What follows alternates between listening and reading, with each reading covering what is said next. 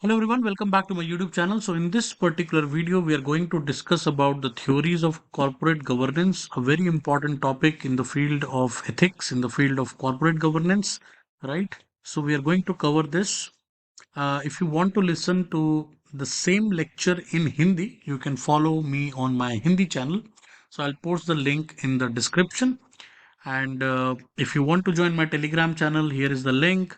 If you want to access all my notes, you can join my existing channel. So I'll post the description.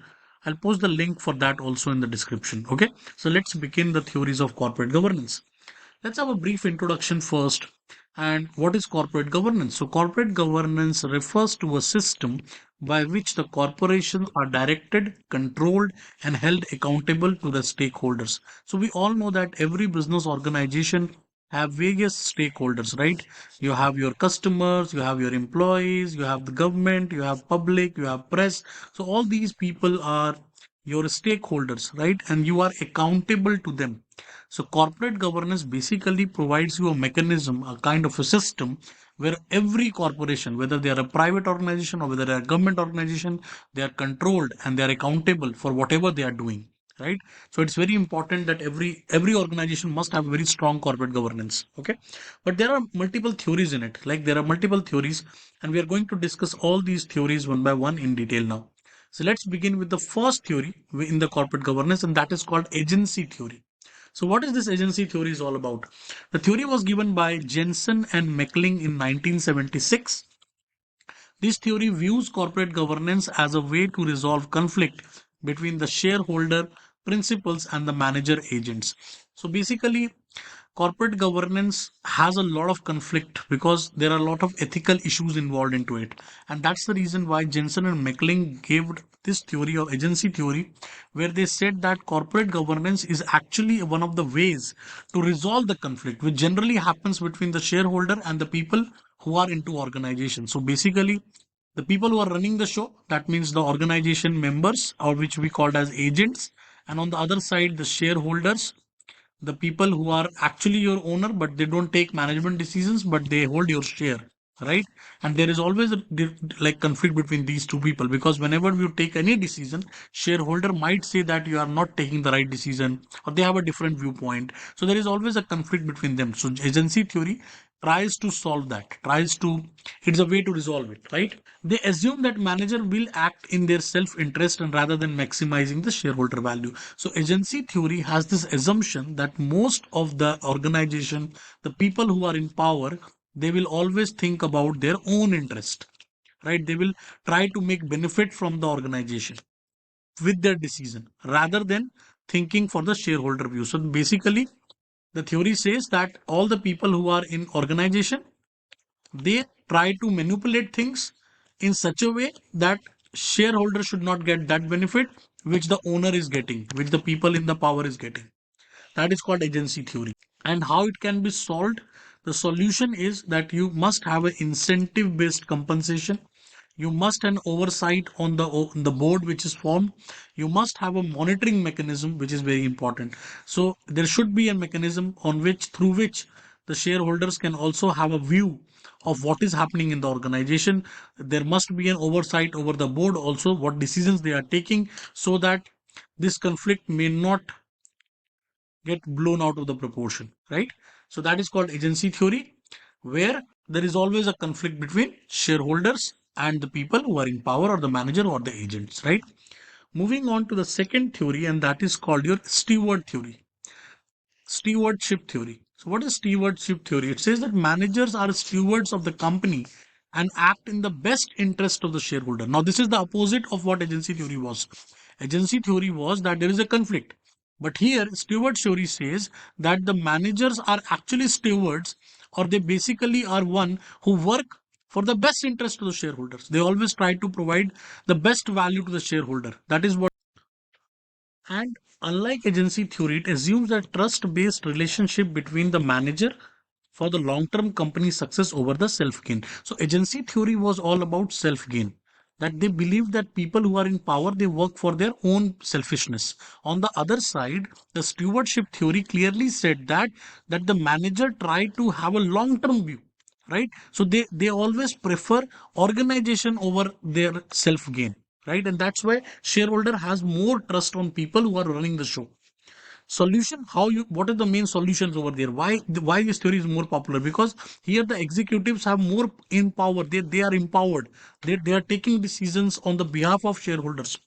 They reduces the unnecessary monitoring, so you don't need to monitor them, right? And they create a corporate culture when most of the people follow.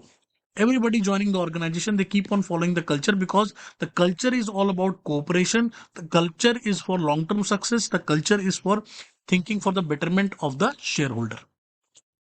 Moving on to the third theory, and that is called stakeholder theory.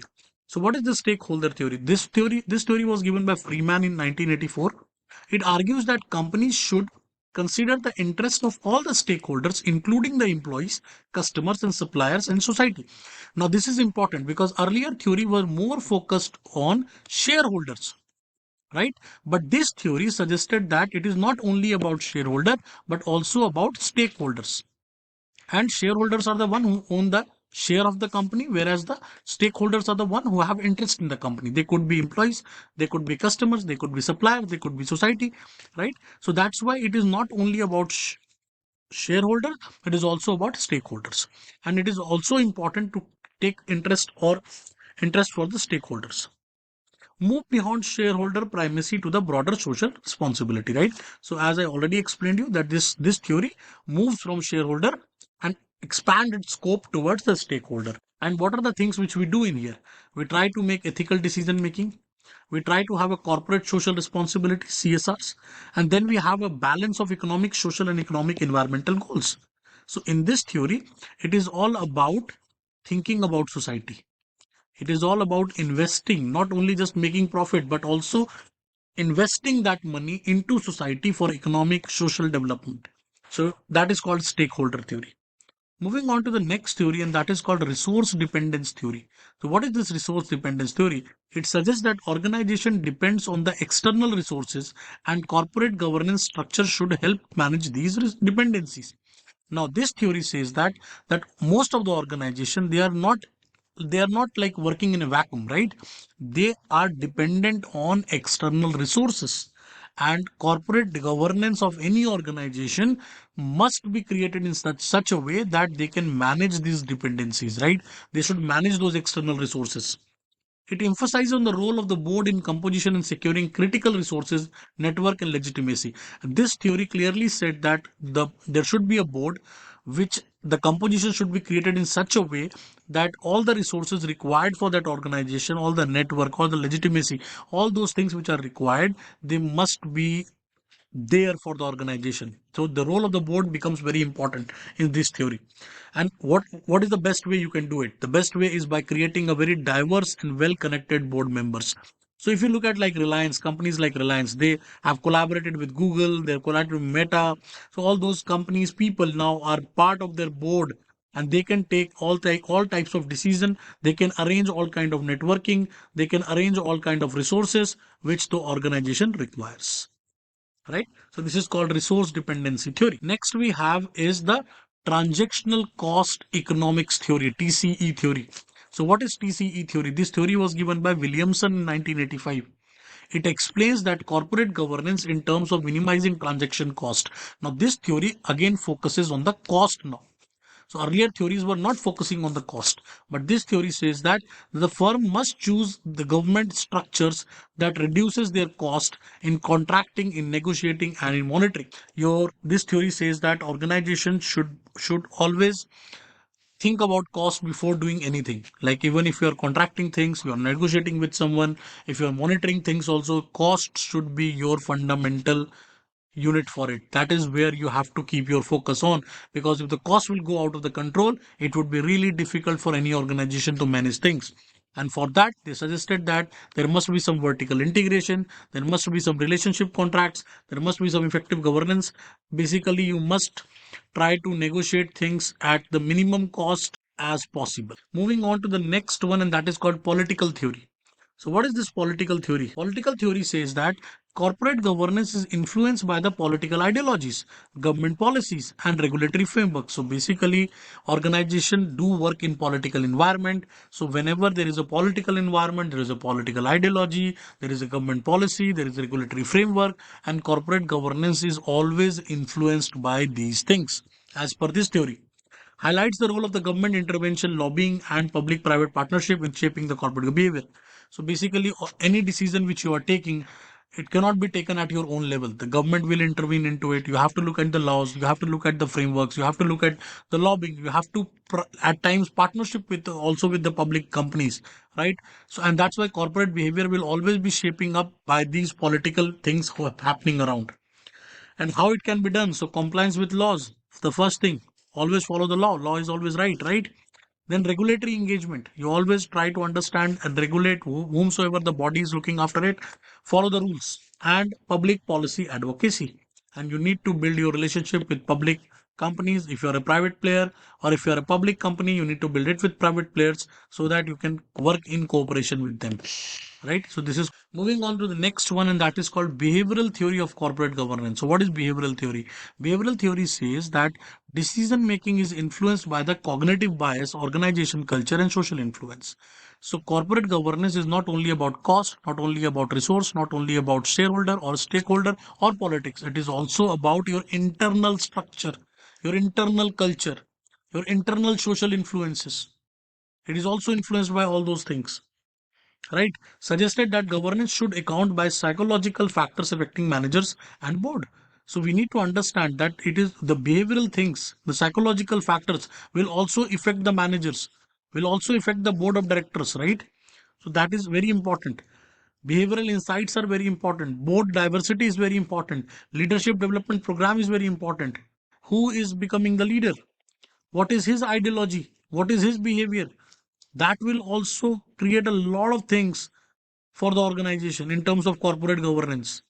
So this theory was also very important because this talks about some behavioral traits of internal things which is happening around you. Then you have the shareholder primacy theory. What is this theory says? This says that corporation exists primarily to maximize shareholder wealth. Again, very much similar to what we did. That was a shareholder theory which clearly said that it is all about shareholder. And this theory also talks about that it is all about primacy of the shareholder, strongly supposed by Milton Friedman. So this was neoclassical theory economist as well as Milton Friedman who clearly supported this, that at the end of the day corporate governance is all about shareholders, right? So your decisions should always be market driven, must have a high transparency, you must have a strong shareholder rights, must take care of your shareholders because shareholder invest in your company, so they have their first right. So it's very important that you maximize the value for the shareholder. That is what this theory is all about, right? Thank you so much. I hope you understand this whole topic of the mechanism of the theories of corporate governance. I've already told you that if you want to watch this same lecture in Hindi, the link is in the description. You can also access these notes from the link in the description. We'll be meeting in the next lecture. This is a new channel. Do subscribe to it. We'll be meeting in the next lecture very soon. Bye bye.